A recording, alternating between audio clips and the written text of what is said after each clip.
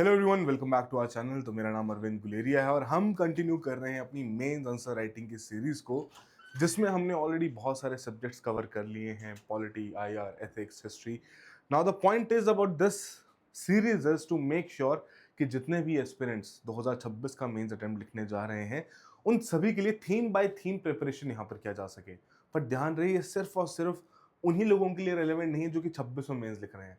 27-28 वाले जो एस्पिरेंट्स हैं, उन सभी के लिए भी एक मेंस आंसर राइटिंग की प्रैक्टिस सेशन आप कह सकते हैं, जिसके तहत वो अपनी प्रिपरेशन को और बेहतर बना सकते हैं। Alright, so the drill is quite simple कि जहां पर थीम बाय थीम आप सभी को पहले civils with Akash Telegram channel पे एक डॉक्यूमेंट मिलता है और उस डॉक्यूमेंट में उस थीम से रिलेटेड जितने पीवाईक्यूज 2013 के बाद से आए हैं, वो पीवाईक्यूज की एक लिस्ट रहेगी, एक कंपाइलेशन रहेगी।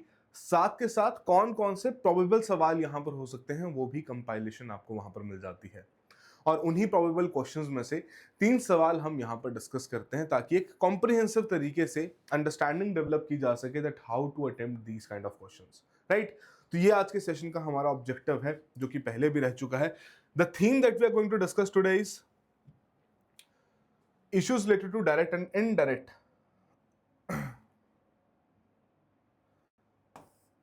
Indirect farm subsidies, MSP, PDS के बारे में यहाँ पर पूछा जा रहा है। उसके अलावा बफर स्टॉक्स की revamping, food security, technology mission, economics of animal rearing. तो ये सारी की सारी आपकी एग्रीकल्चर से ओरिएंटेड थीम है। अब इसमें बहुत सारे सब टॉपिक्स आपके लिए यहाँ पर रखे गए हैं। The same ideas has been made sure कि आपके जो कंपाइलेशन आपको मिले, उसमें इसी तरीके के टॉपिक से जो पहले भी सवाल आ चुके हैं, उन्हीं के बेसिस पर नए सवाल क्या एक्सपेक्टेड है, वो आप तक पहुंचाए जा सकें। राइट, तो शुरू करते हैं आज के इस ड्रिल को। With respect to this particular thing we are going to discuss 3 questions, जिसमें सबसे पहला सवाल हमारे पास है with respect to the fishery sector.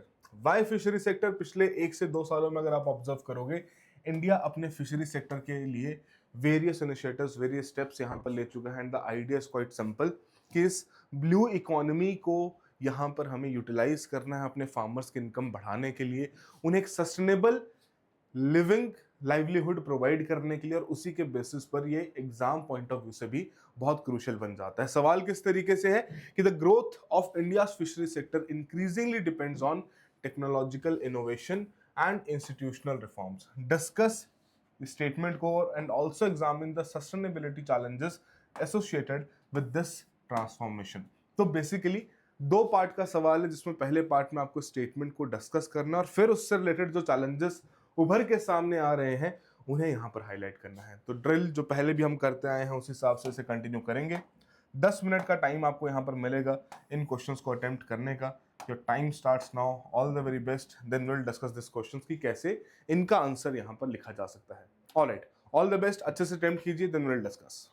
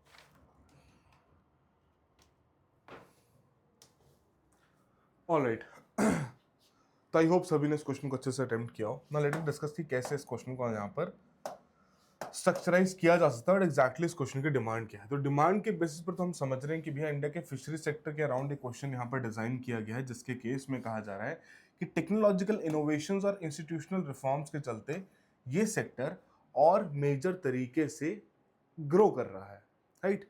अब उसी केस में पहली बात तो डिस्कस का पॉइंट यहाँ पर रख दिया गया है। What is it highlight? It highlights कि भैया ये जो टेक्नोलॉजिकल और इंस्टीट्यूशनल रिफॉर्म्स की बात की गई है, आपको अपने आंसर में डिस्कस करना पड़ेगा, बताना पड़ेगा किस प्रकार के टेक और इंस्टीट्यूशनल रिफॉर्म्स यहां पर इस सेक्टर को कंट्रीब्यूट कर रहे हैं, राइट। सेकंड फिर आता है चैलेंजेस डिस्कस करने के ऊपर बात, कि जहां पर आप चैलेंजेस हाईलाइट करोगे और फाइनली अपने कंक्लूजन में थोड़े बहुत वे फॉरवर्ड वाले पॉइंट्स रख के इस आंसर को यहां पर कंक्लूड कर दोगे। दैट इज द आइडिया जिसके अराउंड आपका आंसर यहां पर स्ट्रक्चराइज किया जाएगा। ऑलराइट, तो बेसिकली अगर हम बात करेंगे इंट्रोडक्शन किस तरीके से यहां पर की जा सकती है, so in the introduction part what you are suppose to do is you are suppose to mention कि जी हाँ, इंडिया का जो फिशरी सेक्टर है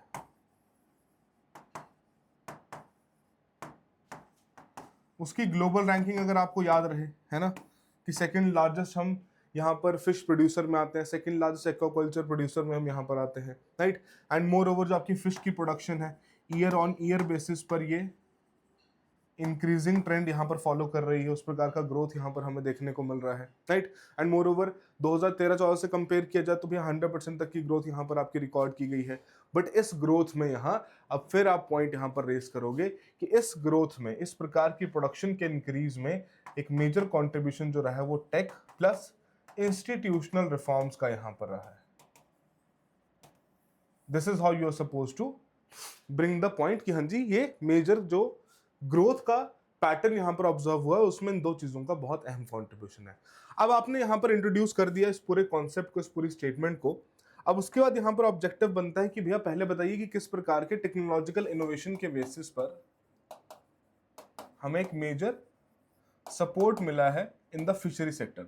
सो टेक इनोवेशन के केस में हम यहां पर क्या कहेंगे कि जी हाँ, एक्वाकल्चर की इंटेंसिफिकेशन होती हुई देखने को मिली है।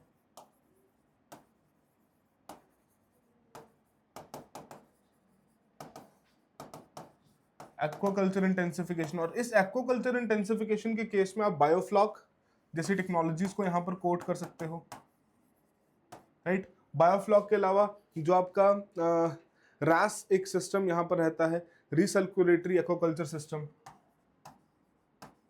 रिसर्कुलेटरी एक्वाकल्चर सिस्टम, राइट, जिसमें कम पानी और कम लैंड में भी आप सिग्निफिकेंट फिश प्रोडक्शन यहां पर कर पाते हो। और कहीं ना कहीं जो इनलैंड एक्वाकल्चर है वो इसी वजह से यहां पर अच्छी ग्रोथ रिकॉर्ड भी कर पा रहा है।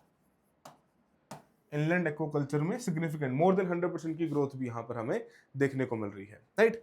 अपार्ट फ्रॉम दैट फिर आपका पॉइंट यहां पर आएगा डिजिटल फॉर्मलाइजेशन का, कि डिजिटल फॉर्मलाइजेशन हमें यहां पर देखने को मिले। अब डिजिटल फॉर्मलाइजेशन के केस में आप यहां पर क्या कहोगे कि नेशनल फिशरीज डिजिटल प्लेटफॉर्म,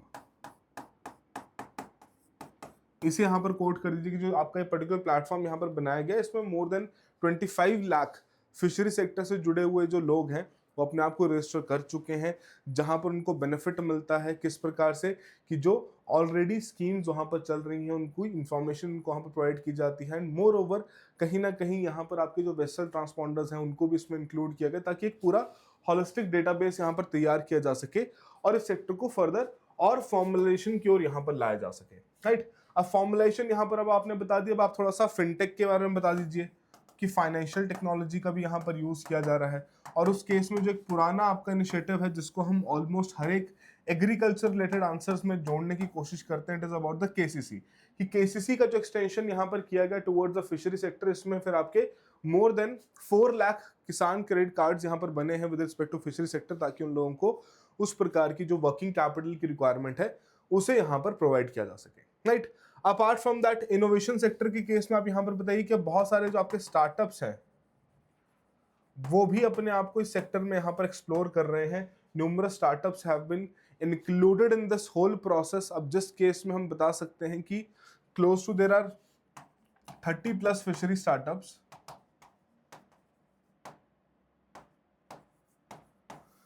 जिनको सरकार द्वारा यहाँ पर अप्रूवल मिला है, सिग्निफिकेंट सब्सिडी सपोर्ट यहाँ पर प्रोवाइड किया गया। एंड सिग्निफिकेंट सब्सिडी सपोर्ट यहाँ पर प्रधानमंत्री मत्स्य संपदा योजना के एंटरप्रेन्योर मॉडल को यहाँ पर थ्रू दिया गया है, कोल्ड स्टोरेज की सप्लाई क्रिएट करने के लिए यहाँ पर किया गया है, उस प्रकार का इंफ्रास्ट्रक्चर क्रिएट करने के लिए यहाँ पर किया गया है। सो दैट इज समथिंग जिसके बेसिस पर आप यहाँ पर अपने पॉइंट्स हाईलाइट कर सकते हैं, है ना। तो that is how you are able to justify कि हाँ जी टेक और इनोवेशन का एक मेजर कंट्रीब्यूशन हमें यहाँ पर देखने को मिला है। But is it the only tech and innovation? नहीं, इसके साथ के साथ हमें यहाँ पर क्या देखने को मिलते हैं, इंस्टीट्यूशनल रिफॉर्म्स यहाँ पर हमें देखने को मिलते हैं। अब इंस्टीट्यूशनल रिफॉर्म्स में जो हमने स्टार्टिंग में भी स्कीम कोट करी थी, प्रधानमंत्री मत्स्य संपदा योजना, आप उसे यहाँ पर कोट करके डायरेक्टली कहेंगे कि जो 2020 में स्कीम लॉन्च की गई है, फर्दर इसे एक्सटेंड किया गया है। अब इस केस में 20,000 करोड़ से ऊपर की लागत इस स्कीम के साथ यहाँ पर एसोसिएटेड है, जहाँ पर फुल सपोर्ट मैकेनिज्म क्रिएट किया जा रहा है फिशरी से जुड़े हुए फार्मर्स के लिए, ताकि ये इंश्योर किया जा सके कि चाहे वो आपकी फिशरीज से रिलेटेड लेटर से इंफ्रास्ट्रक्चर हो, वैल्यू चेन्स हो, ट्रेसेबिलिटी हो, फिश कम्युनिटीज का वेलफेयर हो, हर एक एस्पेक्ट को कवर करते हुए स्कीम यहाँ पर अपने इंटेंडेड बेनिफिट्स प्रोवाइड करने का हर एक सक्षम प्रयास यहाँ पर कर रही है, राइट।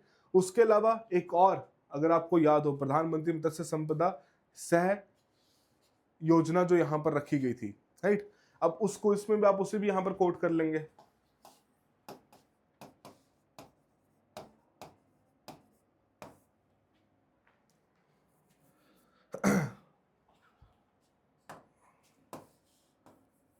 PMM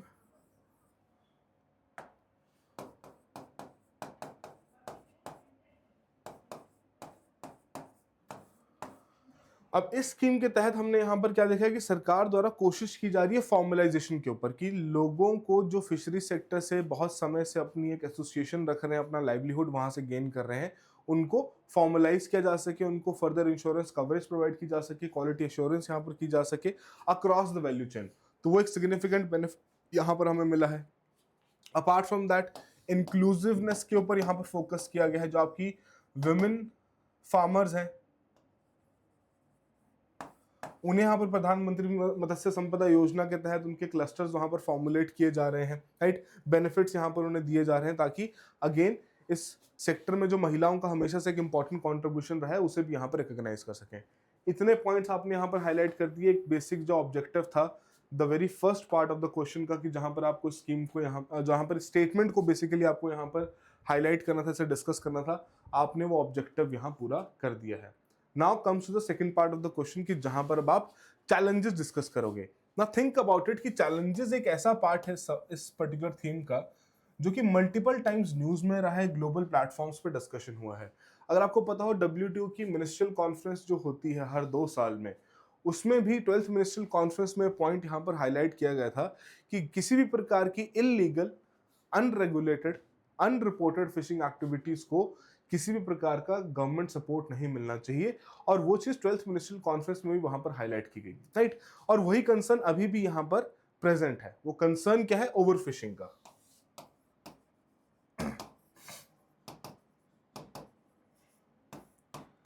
एंड ओवरफिशिंग के साथ साथ हम यहां पर क्या देख रहे हैं कि जो शोर के आसपास का एरिया है, जो नियर शोर रीजन है, वहां पर हमें डिप्लीशन देखने को मिलती है इस प्रकार के फिश रिसोर्सेस की, राइट। तो वही पॉइंट अब यहां पर आप हाईलाइट करोगे कि जो आपका नॉन सिलेक्टिव गियर का यूज यहां पर किया जाता है ओवर फिशिंग के लिए, उसके ऊपर चेक लगाना बहुत ज्यादा जरूरी है, बिकॉज इसकी वजह से लॉन्ग टर्म रिसोर्स सिक्योरिटी को एक मेजर थ्रेट यहां पर देखने को मिलता है, राइट। उसके अलावा जो आपका अनयूटिलाइज्ड डीप सी पोटेंशियल है,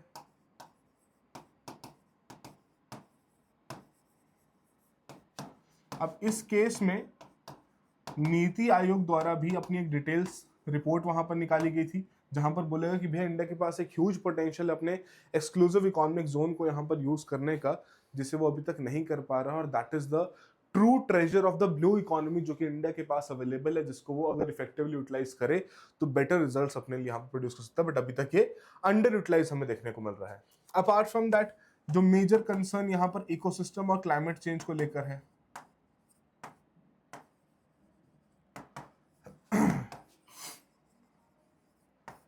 इकोसिस्टम और क्लाइमेट चेंज को लेकर जो यहाँ पर प्रेशर बिल्ड हो रहा है, अब उसकी वजह से क्या, habitat loss, pollution, climate change, इन सभी की वजह से रिसोर्सेज पर और स्ट्रेस पड़ रहा है, जिसकी वजह से कंसर्न्स हमें और ज्यादा यहाँ पर देखने को मिल रहे हैं, राइट।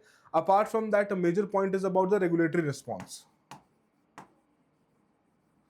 रेगुलेटरी रिस्पॉन्स के केस में जो यहाँ पर 2025 में सस्टेनेबल फिशरीज के रूल्स यहाँ पर निकाले गए थे for the exclusive economic zone, तो उसका ऑब्जेक्टिव क्या कि कंजर्वेशन के ऊपर यहाँ पर काम किया जा सके और इंडिया का जो मरीन गवर्नेंस है उसके साथ इसे अलाइन किया जा सके, राइट। बट कहीं ना कहीं जो इसकी इंप्लीमेंटेशनल कैपेसिटी है उसका भी एक मेजर कंसर्न है कि भैया किस प्रकार से हम इस ब्लू इकोनॉमी को यहाँ पर,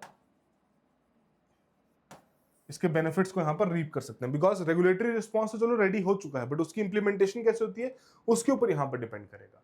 सो इतने भी चैलेंजेस अगर आपने हाईलाइट करी तो मोर और लेस आपका आंसर यहाँ पर तैयार हो चुका है। क्वेश्चन की डिमांड के अकॉर्डिंगली आपने फुल पॉइंट्स यहाँ पर अपने इंश्योर कर लिए हैं, है ना। फुल मार्क्स तो मैं नहीं कहूंगा, बिकॉज यू ऑल्सो नो कि 10 नंबर का सवाल या 15 नंबर का सवाल है, 10 में से आपको मैक्सिमम 5 के अराउंड भी मिल जाते हैं तो भैया बहुत अच्छा आपका आंसर है। 15 में से अगर आप 6.5 7.5 तक खींच पाते तो it's a very good answer, right. But the point is कि यहाँ माफी चाहूंगा कि उस प्रकार से क्वेश्चन की जो डिमांड है उसे हमने यहां पर हाईलाइट करके अंडरस्टैंड कर लिया। और एट द एंड आप यहां पर क्या कहोगे अपने कंक्लूजन में? In the conclusion you will mention कि जी हाँ, इन चैलेंजेस को अगर हम यहां पर रिजॉल्व करते हैं, टेक्नोलॉजी और इंस्टीट्यूशनल रिफॉर्म्स को और बेहतर तरीके से यहाँ पर यूटिलाइज करते हैं तो कहीं ना कहीं जो हमारे फिशरी सेक्टर में जो ब्लू इकोनॉमी का इतना बड़ा पोटेंशियल यहाँ पर अवेलेबल है, we can definitely exploit the benefits of those potential and we will be able to make sure कि इस प्रकार की जो हमारी फिशरीज कम्युनिटीज जो कि सालों से अनफॉर्मलाइज सेक्टर में यहाँ पर काम कर रही थी तो उनको फॉर्मलाइज किया जा सके, उनको इंस्टीट्यूशनल सपोर्ट दिया जा सके, फाइनेंशियल बैकिंग दी जा सके, ताकि इस सेक्टर के बेसिस पर हम एक नया ग्रोथ पोटेंशियल यहाँ पर अचीव कर सकें। दीज आर द पॉइंट्स जो कि आपको डेफिनेटली यहाँ पर हाईलाइट करके अपना आंसर यहाँ पर कंक्लूड कर देना। कुछ एक आप वे फॉरवर्ड वाले पॉइंट्स भी देना चाहें तो definitely they will also work in the manner कि जहां पर आप अपना आंसर सॉलिड तरीके से कंक्लूड कर सकें। And that is the idea कि जहां पर आपको फोकस भी रखना है कि द नेक्स्ट टारगेट, आपको वे फॉरवर्ड वाला पॉइंट भी देना तो next target should be towards the deep sea economy, है ना। तो उस डीप सी इकोनॉमी को एक्सप्लॉइट करने के लिए हमें अगेन उसी तरीके से इंस्टीट्यूशनल और टेक्नोलॉजिकल बैकिंग की यहाँ पर जरूरत रहेगी, तो वो आप यहाँ पर अपने आंसर में कोट कर सकते हैं। तो आई होप सभी को एक बेसिक आइडिया यहाँ पर जरूर अच्छे से लग गया हो कि किस प्रकार से इस क्वेश्चन को यहाँ पर आंसर करना है। ऑलराइट, चलिए बढ़ते हैं अगले सवाल की ओर। तो अगला सवाल यहाँ पर डील करता है with respect to the fertiliser subsidies. कहते क्या है, fertiliser subsidies have played a crucial role in ensuring agriculture stability in India, critically examine the limitations of existing subsidy regime and suggest reforms to improve its efficiency and sustainability। तो सवाल भैया fertiliser subsidy के ऊपर है, जिसके बारे में पहले भी न्यूमरस टाइम्स यहाँ पर न्यूज़पेपर में आर्टिकल्स, ओपिनियन आर्टिकल्स वहां पर आ चुके हैं। But the key highlight of the question is कि जहां आपको क्रिटिकली एग्जामिन करने हैं limitations, but at the same point of time अगर आप नोटिस करो कि जो आपकी स्टेटमेंट यहां पर दी गई है उसमें कहीं ना कहीं ये पॉइंट भी मेंशन है कि that has played a crucial role in ensuring the agricultural stability in India. मतलब दोनों पहलुओं को डिस्कस करना पड़ेगा, प्रोज भी, कॉन्स भी, और उसके बाद थोड़ा बहुत सजेशन भी। ऑलराइट, चलिए तो सिंपल सा एक स्ट्रक्चर यहां पर आपके लिए ऑलरेडी तैयार हो चुका है। Depending upon that just quickly answer this question, then will discuss this. All the very best, अच्छे से अटेम्प्ट कीजिए।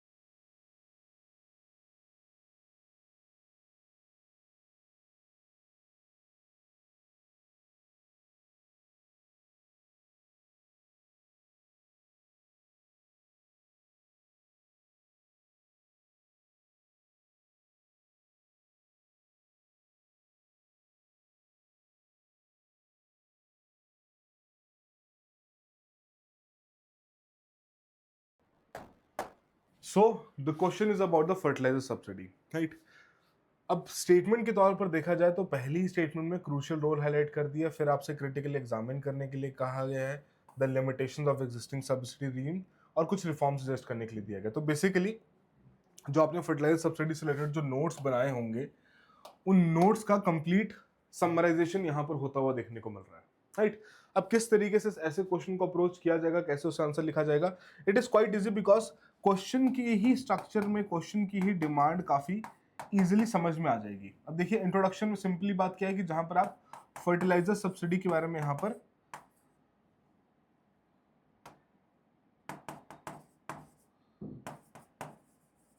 अपना डिस्कशन शुरू करेंगे। Fertiliser subsidy has been playing a very pivotal role since green revolution, है ना। ग्रीन रेवोल्यूशन से आज इसको लिंक कर दो, है ना, कि तब से ये पर्टिकुलर मैकेनिज्म बहुत एक इंपॉर्टेंट रोल प्ले कर रहा है इंडिया की एग्रीकल्चरल स्टेबिलिटी इंश्योर करने में, जिसके चलते यहां पर आपके फर्टिलाइजर्स को अफोर्डेबल बनाया जाता है लो कॉस्ट पर, ताकि फार्मर्स उन्हें इजीली यूटिलाइज कर सकें। एंड कंसिडरिंग द फैक्ट कि इंडिया में स्मॉल एंड मार्जिनल फार्मर्स की प्रेजेंस ज्यादा है, तो उस केस में हम डेफिनेटली हमें इस प्रकार का एक सब्सिडी मैकेनिज्म यहाँ पर बहुत ज्यादा क्रूशियल है, right. And if you can directly quote the numbers with respect to that, how much money has been spent और how much money is basically being spent on certain things, जैसे financial 2025-26 के जो revise estimates हैं, तो उस case में आपके fertiliser subsidy का जो बर्डन है, it is close to 2 lakh crore. इतना सिग्निफिकेंट बर्डन हमें इस चीज का देखने को मिलता है, तो आप डायरेक्टली उस नंबर को भी वहां पर कोट कर सकते हैं। अब आती है second part of the question की, जहां से अब आपका मेन डिमांड आप पूरी करनी शुरू करेंगे, कि पहली बात तो कि आपको रोल बताना है ऑफ एग्रीकल्चरल सब्सिडी का, किस तरीके का रोल उन्होंने यहां पर प्ले किया है। हालांकि इंट्रोडक्शन में हमने डिस्कस कर लिया है, but a little bit more in detail यहां पर जाना पड़ेगा, डेप्थ में जाना पड़ेगा। पहली बात तो ये इंश्योर करता है अफोर्डेबिलिटी एट स्केल।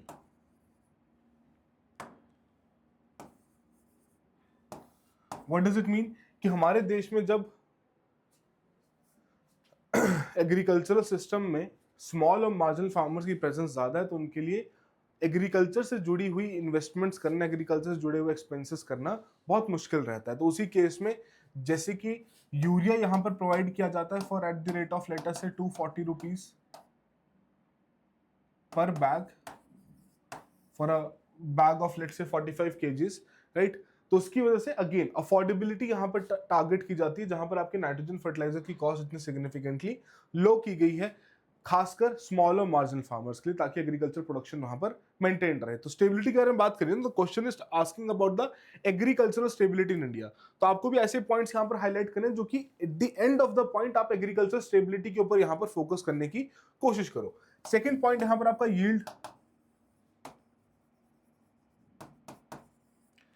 यील्ड की सिक्योरिटी यहां पर इंश्योर की जाती है। तो अगर देखा जाए, ऑब्जर्व किया जाए, तो 2011-12 में जो फूड ग्रेन्स की यील्ड रहती थी, it was generally close to about 1900 kilograms per acre. 1900 kilograms पर सॉरी हेक्टेयर लगा दीजिए यहां per hectare. Now this very yield has been increased to, let us say, approximately 2578 or 2560 kilograms per hectare कब से 2024-25 में।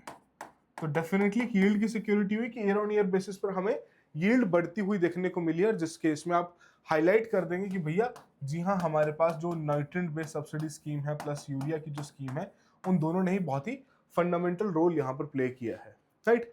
Apart from that, price stabilisation, a very very fundamental thing, कि जहां पर इंडिया में आर्टिफिशियली प्राइसेस को control किया जाता है, फूड प्राइसेस को, कि सिंस आपके फर्टिलाइजर सस्ते अवेलेबल हैं, तो उसकी वजह से इनपुट कॉस्ट यहां पर कम है। इनपुट कॉस्ट कम है तो जाहिर सी बात है आउटपुट कॉस्ट यहां पर कम है, जिसके कारण फूड इन्फ्लेशन भी यहां पर मेंटेन रहती है, जिसके कारण फूड इन्फ्लेशन भी यहां पर मेंटेन रहती है, right. So that is the point जो कि आपने यहां पर हाईलाइट कर दिया with respect to the role this particular system has been playing in terms of agricultural stability. Now the point comes कि जहां पर अब इसकी limitation highlight करनी पड़ेगी कि जो existing structure है उसकी क्या क्या limitations हैं, क्या क्या challenges हमें देखने को मिलती हैं. तो पहली बात कि urea still outside the nutrient based subsidy regime जो कि यहाँ पर हमारे देश में लागू किया गया कि जैसे जो आपके लेट्स से पोटाशियम और फास्फोरस वाले जो फर्टिलाइजर्स हैं, unlike those fertilisers, urea is still out of this particular context. और जहां पर हम क्या देख पाते हैं कि ये बहुत ज़्यादा सस्ता मिलता है with respect to other fertilisers like DAP और मॉप, जिसके कारण ओवर कंजम्पशन और ओवर यूटिलाइजेशन हमें देखने को मिलती है. किस चीज़ की? यूरिया की. Let's do one thing, in points को हम थोड़ा यहीं पर लिख लेते हैं ताकि हमारे पास सजेशंस के लिए भी स्पेस यहां पर रहे. ओवर यूटिलाइजेशन ऑफ यूरिया इसके कारण होता है बिकॉज सस्ता अवेलेबल है तो फार्मर ज्यादा सोचता नहीं है, सिर्फ इसी को ही यूज करना शुरू कर देता है, जिसके कारण as a consequence of it severe nutrient imbalance हम यहां पर देखते हैं, जो कि आइडियली कितना होना चाहिए? 4:2:1 होना चाहिए. अब इस केस में नाइट्रोजन की प्रेजेंस यहाँ पर ज्यादा देखने को मिलती है, तो उसकी वजह से हम क्या देख पाते हैं? It is close to 10:4:1, very very heavily skewed towards the nitrogen based fertiliser which is actually urea, right. Apart from that इस केस में अब आपकी जो रिटर्न्स है वो भी डिमिनिश होती हुई देखने को मिल रही हैं.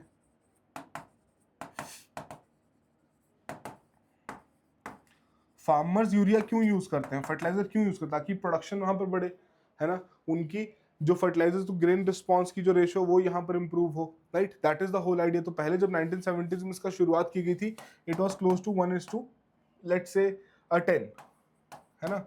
1:10 का मतलब कि अगर आपने 1 यूनिट यहाँ पर फर्टिलाइजर का वहां पर लगाया है तो उसकी वजह से आपको 10 units of increase in the production यहाँ पर देखने को मिला है, राइट. अब 1:10 की रेशियो अब यहाँ पर स्क्यू किस तरफ हो चुकी है, किस तरीके से डिप आ चुका है? It has dip to 1:2.7. What does it highlight? It highlights कि भैया जो पहले हमें रिटर्न ज्यादा मिलती थी अब वो उतनी नहीं मिल रही. It is basically fertiliser to grain response कि एक इतना फर्टिलाइजर यूज करने पे इतना ग्रेन आपका इंक्रीज कर रहा है, इतना चेंज यहाँ पर देखने को मिल रहा है. तो वो चेंज अब उतना नहीं पाया जा रहा बिकॉज कहीं ना कहीं जो फर्टिलाइजर की यूजेस की वजह से जो सॉइल की कंडीशन है वो भी डिग्रेड होती जा रही है because these are chemical fertilisers which have certain issues with respect to the degradation of soil, right. Apart from that environmental cost आप फिर यहां पर एसोसिएट कर दीजिए इसके साथ,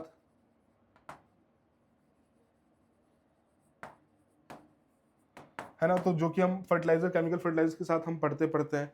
and a very very major point कि जो फिस्कल शॉक्स यहां पर हमें देखने को मिलते हैं, फाइनेंशियल शॉक्स हमें यहां पर देखने को मिलते हैं due to global shocks. A very very significant point, and why this question is very very important for you is the very same point जो कि हम यहाँ पर अब डिस्कस करने चाहेंगे. देखिए कि कहीं ना कहीं जियोपॉलिटिकल एंड प्राइस वॉलेटिलिटी के साथ ये पूरा का पूरा सेगमेंट यहाँ पर एसोसिएटेड है. किस तरीके से? Because when we look at the fertilisers और उनके इंपोर्ट्स के जो नंबर्स अगर हम ऑब्जर्व करें तो we are heavily dependent upon imports when it comes to usage of fertiliser in India. अब उसकी वजह से जब भी हमें मेजर कंसर्न अभी ईरान, इजराइल और यूएस के नेक्सस का देखने को मिला है कि जहां पर सप्लाई चेन कंप्लीटली डिसरप्ट होगी और वहां पर कॉस्ट भी सडनली बढ़ गई, राइट. तो दैट इज द कंसर्न जो कि हमें यहाँ पर देखने को मिलता है. तो वेस्ट एशियन क्राइसिस आप यहाँ पर हाईलाइट कर सकते हैं जिसकी वजह से सप्लाई चेन फ्रेगमेंट हो जाती है, रुक जाती है और प्राइसेस यहाँ पर बढ़ने शुरू हो जाते हैं. अब सरकार सिंस इन चीजों को अफोर्डेबल रेट्स पे प्रोवाइड करते हो, सरकार के ऊपर यहाँ पर फाइनेंशियल बर्डन और ज्यादा बढ़ता हुआ देखने को मिलता है. And that is the point जो कि आप यहाँ पर हाईलाइट करोगे और उसके बेसिस पर आपकी जो क्वेश्चन की डिमांड है आप उसे इजीली यहाँ पर पूरा कर दोगे कि जी हाँ आपने अपने कंसर्न्स भी हाईलाइट कर दिए. फिर आते हैं भैया कुछ सजेशंस के बारे में कि किस तरीके से यहाँ पर इन चीजों को हम रिजॉल्व कर सकते हैं. तो कुछ मेजर्स यहाँ पर हम दे देंगे. अब मेजर्स के केस में जो सबसे प्रोमिनेंट मेजर हमारे सामने यहाँ पर आता है, इट इज अबाउट दैट कि आप यूरिया को भी एनबीएस में इंक्लूड कीजिए ताकि यहां पर फार्मर्स इन्फॉर्म्ड चॉइस ले सके and due to price sensitivity सिर्फ यूरिया का ओवर यूटिलाइजेशन यहां पर ना किया जाए. अपार्ट फ्रॉम दैट जो डीबीटी मैकेनिज्म है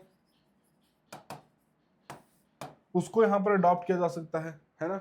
या जो पूरा का पूरा टारगेटिंग सिस्टम आपका यहाँ पर रखा गया है कि आधार लिंक्ड आपको यहाँ पर यूरिया बांटना है, फर्टिलाइजर यहाँ पर बांटना है, उसको और बेहतर किया जा सकता है।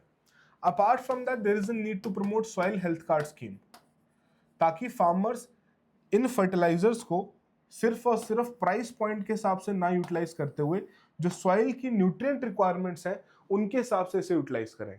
And along with this soil health card scheme there is a very very urgent requirement to promote eco friendly substitutes.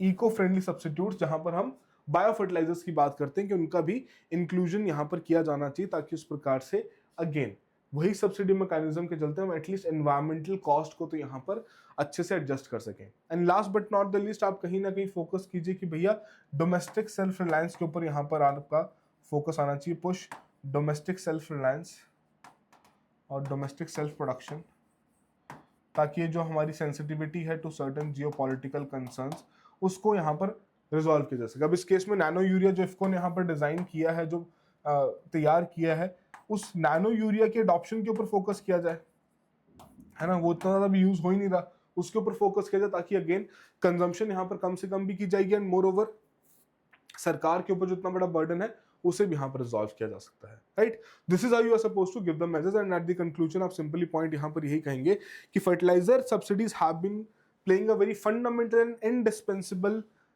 Role to India's food security. Very very fundamental point जिसको हम इग्नोर कर ही नहीं सकते, राइट। एंड कहीं ना कहीं stability को ensure करने के लिए और उसके फर्दर और ग्रो करने के लिए हमें यहाँ पर ऑल्टरनेटिव मैकेनिज्म डेवलप करने पड़ेंगे, ताकि जो चैलेंजेस हैं उनको एड्रेस कर सके। And the crucial of all is the environmental cost as well as the fiscal pressure जो कि यहाँ पर सरकार के ऊपर क्रिएट होता है। वही पॉइंट यहाँ पर रखा गया है कि आपको यहाँ पर बैलेंस्ड इको फ्रेंडली तरीके से इनका यूटिलाइजेशन करना है, ताकि अगेन फोकस यहाँ पर बाकी स्कीम्स के ऊपर भी आए। अब जैसे पीएम प्रणाम करके स्कीम है, आप उसको भी यहाँ पर हाईलाइट कर सकते हैं, जिसमें आपके बायो जो स्टेट गवर्नमेंट्स को इंसेंटिवाइज किया जा रहा है कि आप अपने केमिकल फर्टिलाइजर्स का जो बिल है उसे यहाँ पर रिड्यूस कर सकें। So that is how you are supposed to give the measures. और मेजर्स आपके मतलब वी हैव 10 to 15 पॉइंट जो आप इजीली लिख सकते हो, बट ऐसे पॉइंट्स लिख लोगे तो थोड़ा ज्यादा इंपैक्ट वहां पर पड़ता हुआ देखने को मिलेगा। ऑलराइट, क्लियर है सभी को? तो आई होप ये सवाल भी सभी के लिए यहाँ पर क्लियर हो गया हो। चलो फिर लास्ट क्वेश्चन की ओर बढ़ते हैं आज के। अब सवाल यहाँ पर एमएसपी के ऊपर है। Critically examine the effectiveness of minimum support price regime in addressing the agrarian distress. Discuss the challenges in ensuring its equitable and efficient implementation. तो दो पार्ट का सवाल है, थोड़ा सोचिए इसके बारे में और अपना आंसर लिखना शुरू कीजिए। 10 मिनट का टाइमर आपका शुरू हो रहा है। क्वेश्चन की डिमांड को अच्छे से समझिए, then will discuss. So all the very best.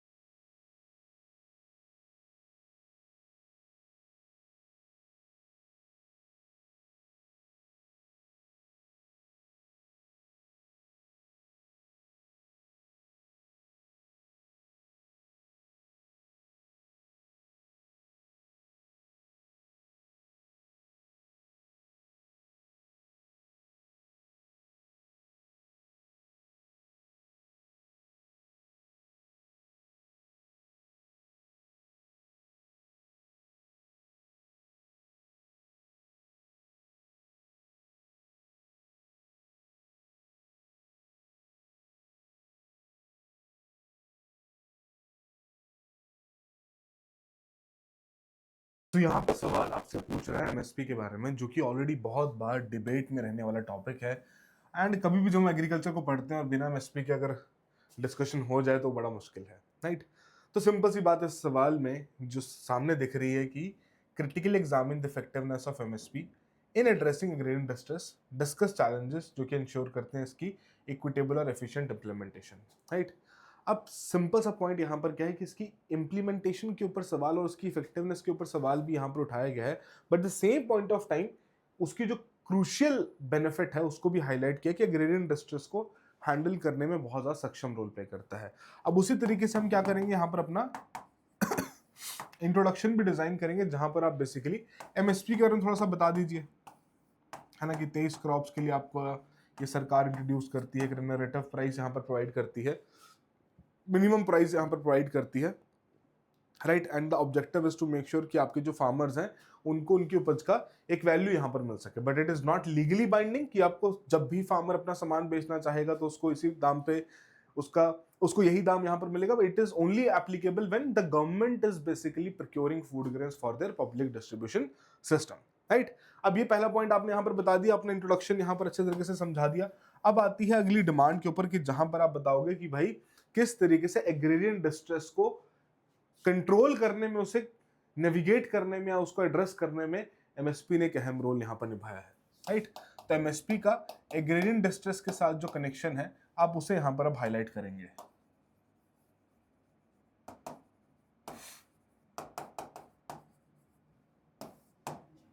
Right. अब पहली बात तो क्या है कि आपके जो एश्योर्ड प्राइस यहां पर रहता है, फिर ये एश्योर्ड प्राइस खासकर जो आपकी मेजर सीरियल्स हैं, एंड जिसमें अगर हम देखें जो हमारे पास मेजर पॉइंट्स यहां पर आते हैं वो कौन कौन से, it is about rice and wheat, right. अब इस केस में आप कैसे कह सकते हैं कि भैया अप्रोक्सीमेटली अगर 2023 का ही अगर हम डेटा सेट यहां पर यूज करें तो 2023 में 46% of the paddy, right, and close to 24% of wheat जो प्रोड्यूस हुआ है, राइट। 24% ऑफ द व्हीट वो डायरेक्टली सरकार द्वारा नेशनल यहाँ पर प्रोक्योर किया जाता है, एंड वो सारी प्रोक्योरमेंट एमएसपी प्राइस पर की जाती है, जिसकी वजह से जो आपके सीरियल ग्रोअर्स हैं पंजाब, हरियाणा, यूपी, इन सभी मेजर एग्रीकल्चर प्रोड्यूसिंग रीजन के जो लेट्स से एमपी ऑल्सो, इन सभी एग्रीकल्चर प्रोड्यूसिंग रीजन के जो मेजर ग्रोअर्स हैं उन सभी को एक पर्टिकुलर इनकम सर्टेनिटी यहाँ पर एमएसपी प्रोवाइड करता है, राइट। अपार्ट फ्रॉम दैट इसी एमएसपी सिस्टम के चलते हम अपना फूड सिक्योरिटी भी इंश्योर कर पाते हैं। वेरी वेरी इंपॉर्टेंट लिंकेज जिसको आप मिस नहीं कर सकते कि फूड सिक्योरिटी वाला पॉइंट तो आपको यहाँ पर डालना ही डालना रहेगा कि भैया फूड सिक्योरिटी इंश्योर करने में भी this particular system plays a very vital role, because इसके चलते एमएसपी ड्रिवन जब प्रोक्योरमेंट रहेगी तो फार्मर भी इंसेंटिवाइज फील करेगा और वो अपनी प्रोडक्शन यहाँ पर अच्छे तरीके से कर पाएगा, राइट। उसके अलावा स्टेट लेवल टॉपअप्स,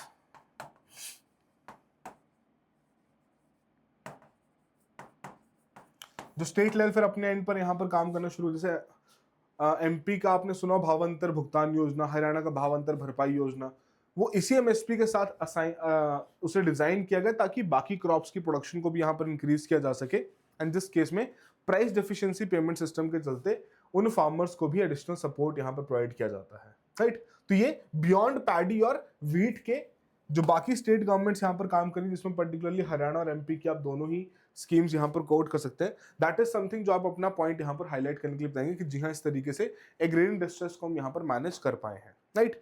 फिर अब बात आएगी कि भैया इसकी इफेक्टिवनेस के बारे में।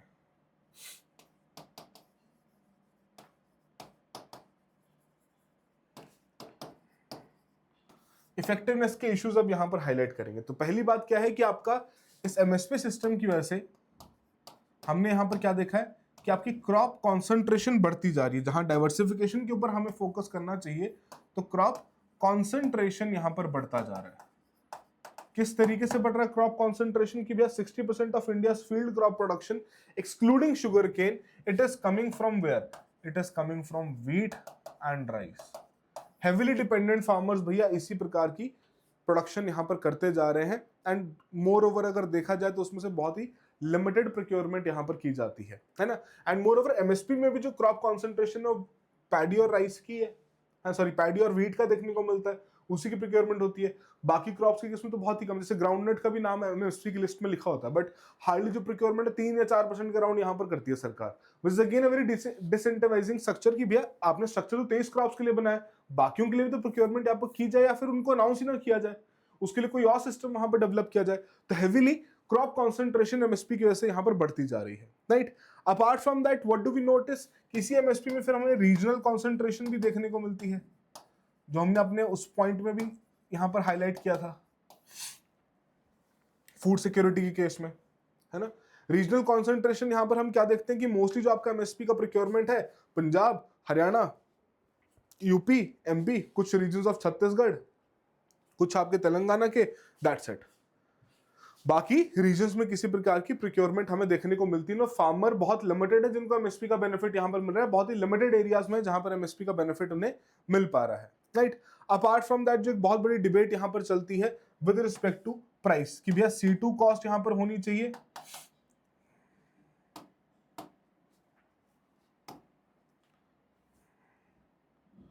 वर्सेस A2 प्लस FL, है ना। तो आपने अगर एमएसपी पढ़ा तो आपने डेफिनेटली कॉस्ट यहां पर पढ़ी होगी, तो उस केस में भी यही पॉइंट रहता है कि भैया किस प्रकार का डिस्प्यूट जो यहां पर क्रिएट हो रहा है इन दोनों कॉस्ट के बीच में, जनता या फार्मर्स या फिर स्वामीनाथन कमीशन कहता है C2 कॉस्ट मिलनी चाहिए, यहाँ पर A2 प्लस FL। अब सरकार के एंड पर भी कोई क्लैरिटी नहीं आ रही कि भैया A2 प्लस FL में क्या क्या चीजें, चलो क्लैरिटी तो है ही है, बट कंपटीशन के केस में भी इतनी क्लैरिटी नहीं है कि किस तरीके से इनको कैलकुलेट किया जाता है और जिसकी वजह से कंसर्न्स यहाँ पर देखने को मिलते हैं, right. Apart from that even a very very important thing जो कि यहाँ पर समझना जरूरी है कि with respect to this whole scenario there is a point जो कि मल्टीपल टाइम्स डिबेट में भी रहता है, फार्मर्स के प्रोटेस्ट में भी देखने को मिलता है कि लीगल गारंटी क्या है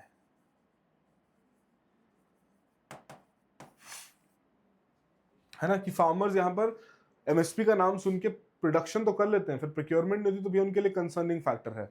तो अगर एमएसपी को as a whole legal guarantee नहीं दे सकती तो कुछ और मैकेनिज्म यहां पर क्यों नहीं डेवलप किए जा रहे, नेशनल लेवल पर आप प्राइस डेफिशिएंसी पेमेंट सिस्टम लेकर आइए ताकि सरकार के ऊपर प्रेशर ना पड़े और इजिली यहां पर काम किया जा सके, right. Apart from that a very very significant point जो कि कंसर्न हमें देखने को मिलता ही है, it is with respect to कि एमएसपी की इंप्लीमेंटेशन की वजह से एक तो फिस्कल प्रेशर तो चलो क्रिएट होता ही सरकार के ऊपर, फिस्कल प्रेशर तो है ही है, बट एनवायरमेंटल कॉस्ट भी फिर यहां पर बढ़ती है, बिकॉज फार्मर फिर क्या करते हैं, पता है कि भैया राइस और व्हीट की प्रोडक्शन, राइस और व्हीट की प्रोक्योरमेंट यहां पर होनी है तो उसी की प्रोडक्शन में एंगेज रहते हैं। ओवर यूज ऑफ फर्टिलाइजर्स यहां पर किया जाता है, ऐसी वैरायटीज को यूज करते हैं जो कि जैसे राइस के केस में आपकी देर आर सर्टेन वैरायटीज जिनकी वाटर इंटेंसिविटी ज्यादा देखने को मिलती है, बहुत पानी सोखती है, ऑलरेडी वाटर स्ट्रेस रीजन है हमारा देश, और उसमें भी अगर हम ऐसी क्रॉप्स को ज्यादा प्रमोट करेंगे तो उस केस में कंसर्न्स यहां पर देखने को मिलेंगे। हमने international of year of millets यहाँ पर सेलिब्रेट कर लिया, बट उसकी इंप्लीमेंटेशन की बात करें तो अभी तक कोई ऐसा सॉलिड स्ट्रक्चर या कोई मेजर ग्राउंड लेवल पर हमें चेंज देखने को नहीं मिला कि जहां पर फार्मर्स ने अपना राइस व्हीट की कल्टीवेशन से शिफ्ट होकर डाइवर्सिफाई किया towards the millet production, and that is actually very very beneficial when it comes to the resolving the concern of hidden hunger in India, right। तो ये concerns आप यहाँ पर highlight करके अपना पॉइंट जस्टिफाई कर देंगे कि जी हाँ ये पॉइंट्स मेरे यहाँ पर वैलिड हैं। तो आपने यहाँ पर इफेक्टिवनेस के बारे में बात कर ली, कैसे एग्रीन डिस्ट्रेस को हैंडल कर रहा है, चैलेंजेस के बारे में भी आपने डिस्कस कर लिया, and now is the point कि जहां पर अब आप इसके कंक्लूजन से पहले कुछ कुछ वे फॉरवर्ड वाले पॉइंट यहाँ पर दे देंगे, कुछ कुछ मेजर्स यहाँ पर प्रोवाइड कर देंगे। देखिए मेजर्स के केस में तो बहुत क्रूशियल यहाँ पर यही है कि एमएसपी का जो पूरा स्ट्रक्चर है कि 23 क्रॉप्स के लिए यहाँ पर इसे नोटिफाई किया जाता है, it needs to be reformed. क्यों? क्योंकि भैया फिर आप क्रॉप्स ही वही हाईलाइट करो जो कि एक्चुअली में प्रोक्योर होंगी।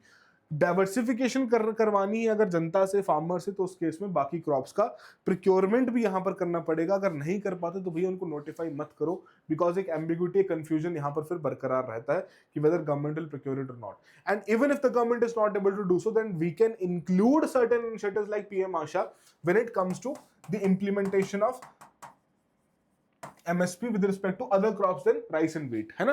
कि पीएम आशा जैसे इनिशिएटिव्स में जो आपका प्राइस डेफिशिएंसी पेमेंट सिस्टम है,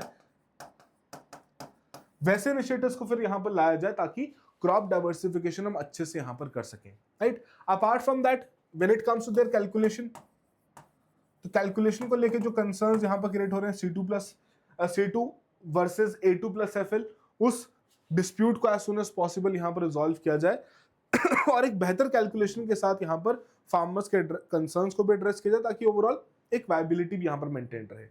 अपार्ट फ्रॉम दैट जो मेजर कंसर्न एमएसपी के सिस्टम में यहां पर हमें फिस्कल प्रेशर का देखने को मिलता है, तो that can also be addressed by shifting this entire thing to PDPS system, है ना, प्राइस डेफिशिएंसी पेमेंट सिस्टम। उस पर भी अगर हम इस पूरे सिस्टम को शिफ्ट कर देंगे कि प्राइवेटली बाहर जाके बेचो, जो भी डिफरेंस रहेगा सरकार यहाँ पर पे कर देगी, तो सरकार के ऊपर शायद जो बर्डन है वो और थोड़ा सा कम हो सकता है।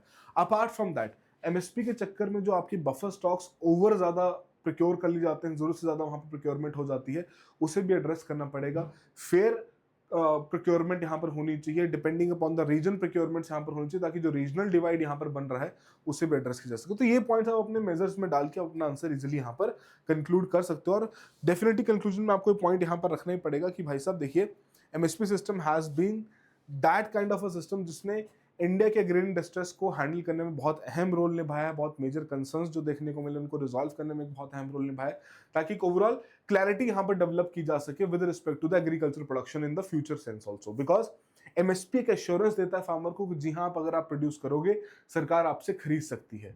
तो वो एश्योरेंस सिस्टम जो ढलता हुआ देखने को मिल रहा है, बादलों के अंदर छुपता हुआ देखने को मिल रहा है, फार्मर बहुत एम्बिगुअस है, उसमें थोड़ी क्लैरिटी और सर्टेनिटी लानी पड़ेगी, not through MSP but through other systems as well, जैसे कि हमने मध्य प्रदेश और हरियाणा केस में देखा है। That can be the something जो कि पायलट स्टडी के हिसाब से उसको अंडरस्टैंड करते हुए नेशनल लेवल पर भी इंप्लीमेंट कर सकते हैं, राइट, जिसके वजह से दोनों ही कंसर्न्स यहाँ पर एड्रेस होंगे। एंड अलॉन्ग विद दैट, कहीं ना कहीं एमएसपी सिस्टम में अगर हमें एक फ्यूचर में और बेहतर चेंज लेकर आना है, there has to be a certain factor with respect to environmental protection, कि जहां हम ये इंश्योर करें कि यार उन क्रॉप्स की प्रोडक्शन, क्रॉप्स की प्रोक्योरमेंट फर्स्ट हैंड पर ज्यादा होगी या प्राइमरीली ज्यादा होगी जहां पर बायो फर्टिलाइजर्स यूज हुए हो। उसमें क्या है, क्वालिटी चेक करवाइए, सर्टिफिकेशन कराइए, बट बात हुई है ना कि कहना बहुत आसान है, करना उतना मुश्किल है। सरकार को एक पूरा फ्रेमवर्क बनाना पड़ेगा with respect to all the concerns जो कि एग्रीकल्चर सेक्टर में है, और उसको एड्रेस करते हुए कैसे एमएसपी उनके लिए हेल्प कर सकता है। ऑलराइट, चलिए, तो आई होप सभी के लिए एक फंडामेंटल और एक वेल वैल्यू एडिशन वाला डिस्कशन यहाँ पर ये रहा हो। एंड प्लीज मेक श्योर कि आप बाकी आंसर्स अपने एंड पर जरूर अच्छे से अटेम्प्ट कीजिए। ऑल द वेरी बेस्ट, मिलते हैं अगले सेशन में। तब तक के लिए प्रैक्टिस करते रहिए, इंश्योर कीजिए कि आपकी जितनी भी थीम्स हैं वो थीम बाय थीम कवर होती रहे। पीवाईक्यूज को एक बार जरूर अच्छे से पढ़िए, देखिए किस प्रकार के सवाल ऑलरेडी यूपीएससी पूछ चुका है। सो all the very best, have a good preparation.